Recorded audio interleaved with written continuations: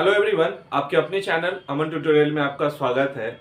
तो last class में हम लोगों ने डिस्कशन किया था कि हम लोगों को कौन सा सब्जेक्ट कैसे पढ़ना चाहिए, कितने मार्क्स बेसिस पे रहता है। एंड आज के क्लास में हम लोग क्या करने वाले हैं, तो अपना क्या करने वाले पूरे सब्जेक्ट का मतलब ज्योग्राफी का हम लोग जो है वो स्टार्ट करने वाले हैं।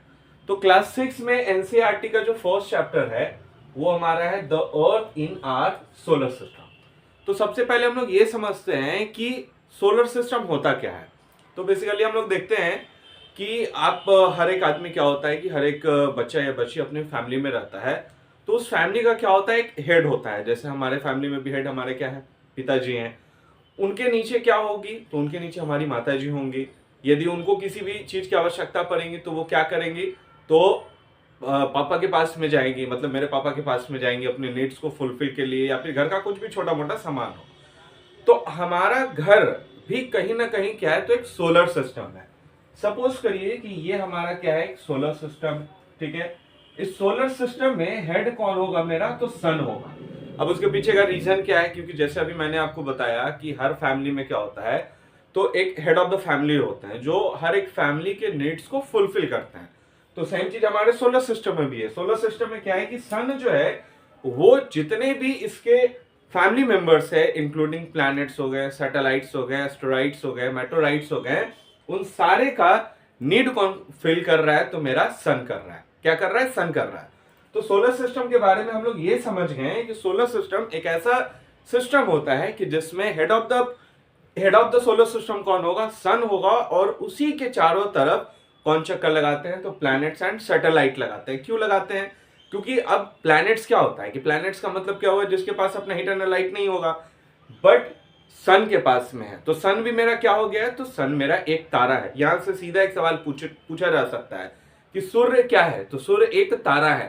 कारण क्या है, तो सूर्य एक तारा इसलिए है क्योंकि उसके पास क्या होती है, तो अपनी ऊर्जा होती है, अपनी ऊष्मा होती है। क्या होगा, अपना हीट एंड लाइट होगा। तो हीट एंड लाइट होने की वजह से हम लोग क्या बोलते हैं, तो सन को हम लोग क्या बोलेंगे, तो एक स्टार बोलेंगे। अब क्लियर हुआ कि सन मेरा क्यों स्टार है। तो सन स्टार इसलिए है क्योंकि वो हमारे जो भी ग्रह होते हैं, तो वो सारी ऊष्मा और ऊर्जा जो है वो सूरज के द्वारा ही प्राप्त किया जाता है। अर्थात कहने का तात्पर्य यह है कि सूरज के पास अपना हीट एंड लाइट होता है। क्लियर हुआ सन के बारे में। अब यहाँ हम लोग सन के बारे में कुछ और पॉइंट्स देखते हैं जो एग्जामिनेशन के पॉइंट ऑफ व्यू से क्या है कि वो इंपॉर्टेंट है। जिसमें ये क्या है कि यदि ये सूरज है, मान के चलिए ये हमारा क्या है, सूरज दादा है, और ये हमारा क्या अर्थ है। तो सूरज से पृथ्वी की दूरी, ध्यान दीजिएगा, सूरज से पृथ्वी की दूरी लगभग कितना है, तो 150 मिलियन स्क्वायर किलोमीटर के डिस्टेंस पे। मतलब कि सूरज से पृथ्वी की दूरी कितनी होगी, तो आपको 150 मिलियन किलोमीटर होगा। अब मिलियन से लाख में चेंज करने के लिए हम लोग क्या करते हैं, तो 1 मिलियन बराबर क्या होता है मेरा, 10 लाख। तो बस आप इसको मल्टीप्लाई कर दीजिएगा तो लगभग 1500 लाख किलोमीटर होगा। अब करोड़ के बारे में बात की जाए, कितना करोड़ है, तो अब जैसे 1500 लाख हुआ, तो 1500 डिवाइडेड बाई क्या करिए, 100 करिए, मतलब ये कितना आ गया मेरा, तो 15 करोड़। समझे। तो सूरज से पृथ्वी की दूरी यदि इंग्लिश में बोला जाएगा तो 150 मिलियन विच मीन्स लगभग 15 करोड़ के डिस्टेंस पे हम लोग जो है सूरज के दूरी पर हैं। इसके अलावा यदि इसके लाइट के बारे में बात की जाए, तो इसकी लाइट की स्पीड जो है वो लगभग 3 लाख किलोमीटर पर सेकेंड। कितना है, तो 3 लाख किलो पर सेकेंड। इसका मतलब क्या हुआ कि एक सेकेंड में वो कितना किलोमीटर चल देता है, तो वो 3 लाख किलोमीटर पर सेकेंड से वो दूरी तय करता है। और उसको समय लगभग जो है वो 8 मिनट का समय लगता है। कि मतलब यदि यहां से सूरज की जो रोशनी है, सूरज को पृथ्वी तक आने में, सूरज की जो रोशनी है उसको पृथ्वी तक आने में लगभग कितना मिनट का समय लगता है, तो 8 मिनट का समय लगता है। तो मोटा मोटी ये क्लास 6 में सूरज के बारे में जितना पॉइंट था, क्या क्या हम लोग डिस्कस किए, लेट्स रिकॉल दिस। तो पहला हम लोग डिस्कस किए कि सौर मंडल का सबसे प्रमुख या मुखिया कौन होगा, तो सूरज होगा। सूरज क्यों होता है, क्योंकि जितने भी ग्रह हैं, उपग्रह हैं, जितने भी उल्का पिंड है, ये सारे जो है वो डिपेंडेंट किस पे हैं, सूरज पे है। डिपेंडेंट है तो जाहिर सी बात है कि वो क्या होगा, मेरा मुखिया हो जाएगा। सूरज क्या है, तो सूरज एक तारा है। क्यों तारा है, क्योंकि उसके पास अपना हीट एंड क्या है, मेरा लाइट है। तो हीट एंड लाइट होने की वजह से उसको हम लोग क्या बोलते हैं, तारा बोलते हैं। क्लियर हुआ। सूरज से पृथ्वी की दूरी कितनी है, सूरज से पृथ्वी की दूरी कितनी है, तो 150 मिलियन। विच मीन्स क्या हुआ 1500 लाख, लाख में बोल दिया 1500 लाख, करोड़ में बोल दिया तो डिवाइडेड बाई 100 कर दीजिएगा, क्योंकि 1 करोड़ में 100 लाख, तो 1500 लाख में 15 करोड़ किलोमीटर हुआ। क्लियर हुआ। अब यहाँ पे हम लोग ने क्या देख लिया, तो स्टार के बारे, ये सन के बारे में देख लिया। अब हम लोग किसके बारे में देखेंगे, तो प्लैनेट्स के बारे में देखेंगे। तो प्लैनेट का मतलब क्या होता है, प्लैनेट शब्द की उत्पत्ति जो है वो जरा ध्यान दीजिएगा। तो प्लैनेट शब्द की उत्पत्ति प्लैनेटाइज से हुई है, प्लैनेटाइज से हुई है, जिसका मतलब क्या हुआ कि जो भी सेलेस्टियल बॉडीज क्या करे, अपने हीट एंड लाइट के लिए किस पे डिपेंडेंट हो, सूरज पे डिपेंडेंट हो। मतलब ये हमारा सूरज है और इसके जो भी चक्कर लगाएगा, क्यों लगाएगा। अब जैसे हम लोग को कुछ चाहिए होगा तो हम लोग क्या करेंगे, अपने पेरेंट्स के चारों तरफ चक्कर लगाएंगे, हाँ मम्मी थोड़ा पैसा दे दो, हाँ पापा पैसा दे दो, गाड़ी में तेल लेना है, कुछ अपना पर्सनल एक्सपेंसेस है। तो हम लोग क्या हो गए, प्लैनेट्स हो गए। और हमारे जो आने वाले जो जनरेशन होंगे वो क्या होंगे, सैटेलाइट होंगे, क्योंकि वो मेरे पीछे, हम उनके पीछे, हम सारे लोग एक दूसरे के पीछे। ठीक है, तो हम लोग क्या हो गए, प्लैनेट्स हो गए। क्यों हो गए, क्योंकि हम लोग अपने पेरेंट्स का चक्कर लगा रहे, तो वो क्या हो गए, वो हमारा स्टार हो गए, क्योंकि उनको किसी पे डिपेंडेंट नहीं है, वो लोग किसी पे डिपेंडेंट नहीं, उनको जो भी नीड्स फुलफिल करना होगा वो लोग खुद से करेंगे। बट हम लोग पेरेंट्स पे डिपेंडेंट है, और हमारे जो आने वाले जो जनरेशन होंगे वो हमारे पे डिपेंडेंट हो गए। हाँ, बाद में ये है कि हम भी लोग जो है प्लैनेट से क्या हो सकते हैं, स्टार हो सकते हैं, बट यहाँ वो पॉसिबल नहीं है। अब ये नहीं है कि मान के चलिए कि जो भी पृथ्वी है, अर्थ है, अब ठीक है एक समय के बाद वो जो है वो क्या बन जाए, तो स्टार बन जाए, तो वो पॉसिबल नहीं है, वो नहीं हो सकता। तो प्लैनेट्स के बारे में समझ में आया कि प्लैनेट्स का मतलब क्या होगा, कि जो चक्कर लगाएगा, किसके चक्कर लगाएगा, तो स्टार का चक्कर। मतलब हमारे लिए, हमारे पास का सबसे नियरेस्ट स्टार क्या है, तो सन है। क्लियर हुआ। अब ये होता है ना कि हर प्लैनेट्स का होता है तो एक फिक्स पाथ पे जाता है। अब जैसे मान के चलिए कि ये एक सन है, तो जो ये चक्कर लगाएगा तो एक तो रास्ता होगा ना, बिना रास्ता के वो कैसे चक्कर लगाएगा, कैसे वो मतलब इधर उधर जा सकता है। तो जो ये रास्ता होता है इसी को हम लोग क्या बोलते हैं, तो ऑर्बिट बोलते हैं। क्या बोलेंगे, ऑर्बिट बोलेंगे। क्या बोलेंगे, ऑर्बिट। और ऑर्बिट के कारण ही जो भी सीजन में जो चेंजेस आता है, मतलब जो भी ऋतुओं में जो परिवर्तन आता है, जैसे समर सीजन आएगा, विंटर सीजन आएगा, रेनी सीजन आएगा, ऑटोमन सीजन आएगा, तो ये सारा कारण क्यों है, तो वो आपका ऑर्बिट पे जो चक्कर लग रहा है ना, मतलब कि जो रिवॉल्यूशन है, और रिवॉल्यूशन मतलब क्या होता है कि अर्थ का मूवमेंट जो आपका ऑर्बिट पे होता है, तो उसी को हम लोग बोलते हैं रिवॉल्यूशन बोलते हैं। यहां तक क्लियर आया, क्लियर हुआ, क्लियर है। तो प्लैनेट्स का मतलब क्या हुआ कि जो भी सूरज के तरफ चारों तरफ जो चक्कर लगाता है, किस वजह से, हीट एंड लाइट के वजह से, और उनके पास अपना हीट एंड लाइट नहीं होता है। क्लियर हुआ। इसके अलावा हम लोग नेक्स्ट देखते हैं सैटेलाइट के बारे में। तो जैसे अभी मैंने आप लोगों को डिस्कस कर दिया, प्लैनेट क्या होगा, तो प्लैनेट का जो चक्कर लगाएगा, स्टार का जो चक्कर लगाएगा, मतलब जो सन का जो चक्कर लगाता है, उसको हम लोग क्या बोलते हैं, प्लैनेट। अब प्लैनेट से भी छोटा कौन है, तो वो हमारा क्या है, सैटेलाइट है। तो सैटेलाइट का मतलब क्या हो गया, सैटेलाइट जो क्या करे, तो ग्रह का चक्कर लगाए, ग्रह का चक्कर लगा दे। ग्रह का जो चक्कर लगाएगा उसको हम लोग क्या बोलते हैं, तो सैटेलाइट बोलते हैं। अब ये उपग्रह भी जो है, सैटेलाइट को हिंदी में उपग्रह बोलते हैं, ये भी कितने प्रकार का होता है, 2 प्रकार का। एक 2 प्रकार का हुआ, एक मेरा क्या होता है, नेचुरल सैटेलाइट, और एक होता है मेरा मैनमेड सैटेलाइट। तो नेचुरल सैटेलाइट का मतलब क्या हो गया कि जो भी उपग्रह किसके द्वारा बनाया जाए, तो ईश्वर के द्वारा बनाया जाए। अब सपोज करिए कि हम लोग के पास तो अभी इतनी शक्ति और इतना पावर नहीं हुआ कि हम लोग गए स्पेस में जाने के बाद अपने घर से एक तो चंदा मामा दूर के वो वहां पे सेट कर दी, वो तो नहीं हो सकता है।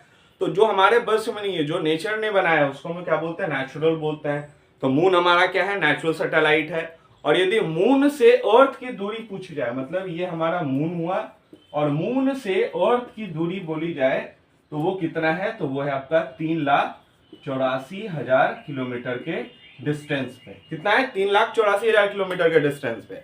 और चांद जो है वो पृथ्वी का परिक्रमा वो कितने दिन में लगा लेता है, 27 डेज में वो कंप्लीट कर लेता है। यहां तक समझ में आया। क्या मैंने बताया, नेचुरल सैटेलाइट का मतलब क्या हो गया कि जो भी सैटेलाइट ईश्वर के द्वारा बनाया जाए, नेचर के द्वारा बनाया जाए, वो नेचुरल सैटेलाइट। मैनमेड सैटेलाइट का मतलब क्या हुआ, जो इंसान बनाए। अब इसी में एक वायुमंडल चैप्टर आएगा, तो वायुमंडल के हम लोग क्या करेंगे, तो डिफरेंट लेयर्स को, मेनली 5 लेयर्स होता है, तो 5 लेयर में क्या गया, troposphere, stratosphere, mesosphere, thermosphere, exosphere जो आएगा। तो वहां पे क्या होता है कि हम लोग, अब जैसे हम लोग के घर में टीवी चलता है, आपको ये टाटा स्काई का जो बॉक्स लगा हुआ रहता है उससे जो है वो क्या होता है, तो वो रेडिएशन के थ्रू मतलब कि रिफ्लेक्शन, लाइट के रिफ्लेक्शन के वजह से वो हमारा क्या होगा, तो टीवी चलता है। तो वो जो मैनमेड सैटेलाइट है वो वायुमंडल के किस लेयर में ये फिक्स रहता है, किस लेयर में रहता है, तो वो होगा आंसर आपका थर्मोस्फेयर होगा। तो ये सैटेलाइट के बारे में था। क्या मैंने बताया कि सैटेलाइट क्या होगा, तो जो ग्रह का चक्कर लगाते हैं इसके पास भी अपना हिडन लाइट नहीं होगा। मरकरी और वेनस के पास में किसी भी प्रकार का कोई उपग्रह नहीं होता, ये ध्यान में रखिएगा। मैंने क्या बताया, मरकरी एंड वेनस, इन दोनों के पास में क्या होता है, किसी भी प्रकार का कोई भी सैटेलाइट जो है वो नहीं होता। हमारा अपना क्या है, एक सैटेलाइट है, ठीक है। मार्स के पास में क्या होता है, 2 होता है। तो ये था नेचुरल सैटेलाइट में। हमारा नेचुरल सैटेलाइट कौन है, तो हमारा नेचुरल सैटेलाइट मून है। मून से अर्थ की दूरी कितनी है, तो 3,84,000 किलोमीटर। और ये कितने दिन में अपना ये रोटेशन रिवॉल्यूशन कंप्लीट करेगा, तो 27 डेज, सेम डेट्स में ये कंप्लीट करता है। और मैनमेड सैटेलाइट का मतलब क्या हो गया कि जो भी सैटेलाइट इंसान के द्वारा जो बनता है तो उसको हम लोग मैनमेड सैटेलाइट बोलते हैं। यहां तक समझे। अब इसी में एग्जांपल क्या है आपका, एडुसेट है, IRS है, इनसेट है। और भारत का पहला मैनमेड सैटेलाइट क्या था, आर्यभट्टा। ध्यान में रखिएगा कब था, कौन सा था, तो आर्यभट्टा। यदि पूरे वर्ल्ड के बारे में बात की जाए तो रसिया के द्वारा स्पुतनिक 1 को स्पेस में भेजा गया था। तो भारत का आर्यभट्ट। पूरे वर्ल्ड में बात की जाए तो रसिया के द्वारा स्पुतनिक 1, फिर ऑस्ट्रेलिया, अमेरिका के द्वारा पोलो 1 था। और ये पूछा जाए कि अंतरिक्ष में यानी स्पेस में जाने वाला पहला कुत्ता कौन था, कुत्ता जो भौंकता है, जो भौं जो करता है, तो वो मेरा क्या था, लाइका।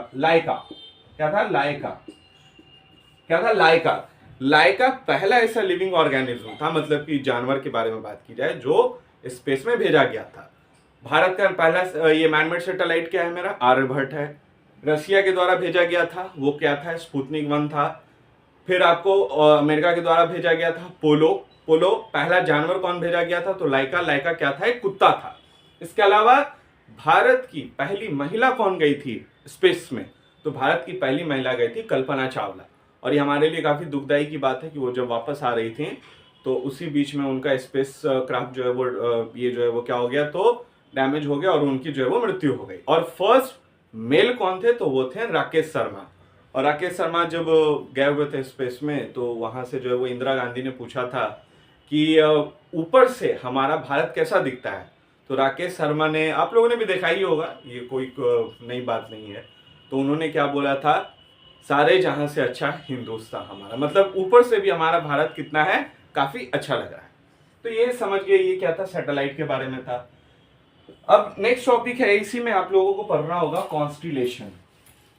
तो कॉन्स्टिलेशन का मतलब क्या होता है कि जब तारों का समूह, क्या कॉन्स्टिलेशन को हम लोग हिंदी में क्या बोलते हैं, नक्षत्र मंडल बोलते हैं। जैसे ये, अब हम लोग बचपन में क्या था ना कि जब बचपन में हम लोग छत पे जाते थे तो कुछ नहीं करते थे, आराम से मतलब सोए हुए रहते थे, ऊपर में देखते थे, ऐसे ऐसे ऐसे ऐसे करके आराम से सो के इस तरीके से हम लोग एक पैटर्न बनाते थे। तो वो बचपन में तो नहीं समझते थे कि वो कॉन्स्टिलेशन है, बट अब समझ में आ गया कि when a group of star that makes pattern, कोई भी ग्रुप ऑफ स्टार मतलब तारों का समूह जो पैटर्न बना ले उसी को हम लोग क्या बोलते हैं, तो कॉन्स्टिलेशन बोलते हैं। क्लियर हुआ, तारों का समूह जब भी पैटर्न बना लेता है तो उसको हम लोग क्या बोलते हैं, तो कॉन्स्टिलेशन बोलते हैं। क्लियर हो गया। इसका एग्जांपल आपका उर्सा मेजर है, उर्सा ये बिग बेयर है, सप्तऋषि है, तो ये सारा किसका एग्जांपल है, तो कॉन्स्टिलेशन का है। क्लियर हुआ। इसके अलावा ग्रह के बारे में ये जो है वो डिस्टेंस के अकॉर्डिंग और साइज के अकॉर्डिंग भी हम लोग को जानना है। तो यदि साइज के अकॉर्डिंग बात करें, सबसे पास का प्लैनेट कौन है, तो मरकरी। क्या है, मरकरी, सबसे पास का प्लैनेट मरकरी।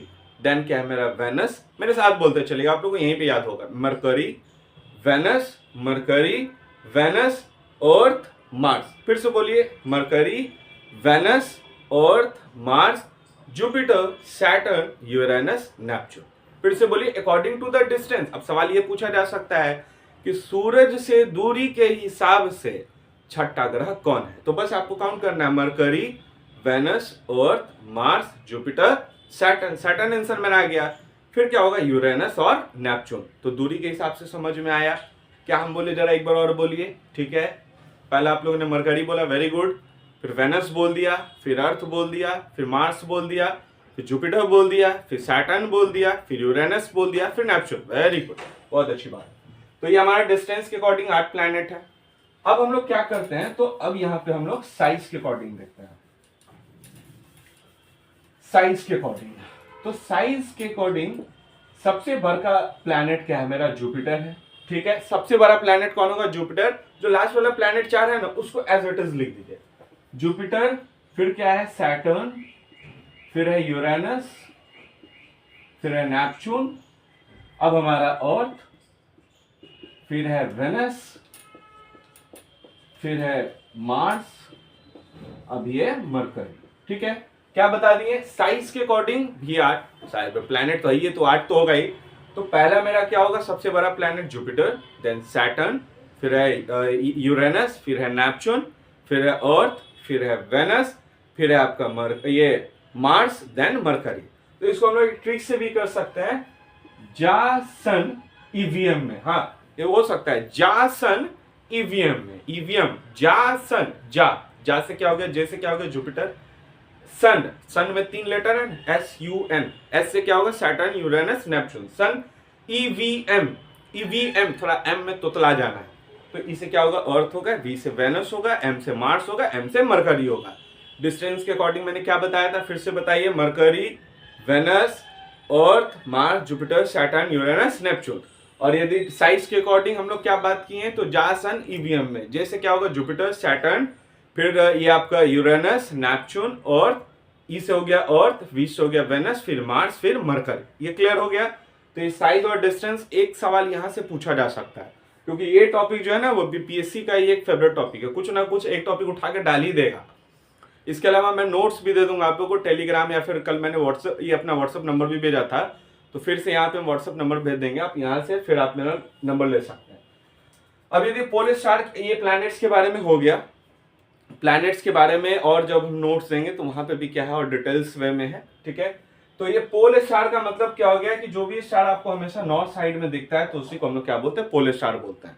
तो पहले के जो भी ट्रैवलर लोग थे तो वो इसी पोल स्टार का यूज करते थे। अच्छा, इधर नॉर्थ है तो नॉर्थ का अपोजिट में साउथ है, सन जिधर से निकला ईस्ट है, उसके जस्ट अपोजिट में वेस्ट है। तो पोल स्टार समझ में आया, हमेशा कहाँ निकलेगा, तो उत्तर दिशा में निकलेगा। एस्ट्रॉइड्स का मतलब क्या होता है कि जो भी प्लैनेट्स है हमारा सोलर सिस्टम है, उसमें प्लैनेट होगा। प्लैनेट्स के अलावा सैटेलाइट मैंने बताया, इसके अलावा बहुत सारा ऑब्जेक्ट होता है जो क्या होता है, सूरज का चक्कर लगाते रहता है। हाँ, एक चीज और ध्यान में रखना है कि एस्टेरॉइड बेल्ट होता है जो हमारा क्या होता है, मार्स और जुपिटर के बीच में रहता है, इसी को हम लोग क्या बोलते हैं, एस्टेरॉइड बेल्ट्स बोलते हैं। एंड द लास्ट वन, ये हमारा क्या है, मेटोराइट्स है। तो मेटोराइट्स का मतलब क्या होता है कि जो भी प्लैनेट्स का कभी पार्ट रहा होगा, टूट गया, टूटने की वजह से क्या होता है कि वो भी सूरज का चक्कर लगाते रहता है। तो आई होप इस चैप्टर में जितना भी इंपॉर्टेंट टॉपिक्स था मैंने आप लोगों के साथ डिस्कस कर दिया। इसके बाद भी आप लोग क्या करिए, रीड करिए खुद से, सबसे ज्यादा इंपॉर्टेंट है रीड करना। मैंने जो बताया आप एक बार जाओ एनसीईआरटी रीड करो, एनसीईआरटी के बाद आप लोग को क्लियर हो जाएगा। और क्या है कि और मैं आप लोगों को अपना नोट्स भी पीडीएफ में करके दे दूंगा, ठीक है। क्योंकि बस इस बार हम लोग का एक ही लक्ष्य है कि हम लोग जितना हो सके पीआरटी में क्या करें, आप लोग का रिजल्ट आ जाए, ठीक है। क्योंकि एक जो जिसका रिजल्ट नहीं होता है ना, तो उसको क्या क्या फेस जो करना पड़ता है वो मैंने लास्ट टू लास्ट वीडियो में बताया था। समाज, गांव, फैमिली, बहुत सारा प्रॉब्लम होता है।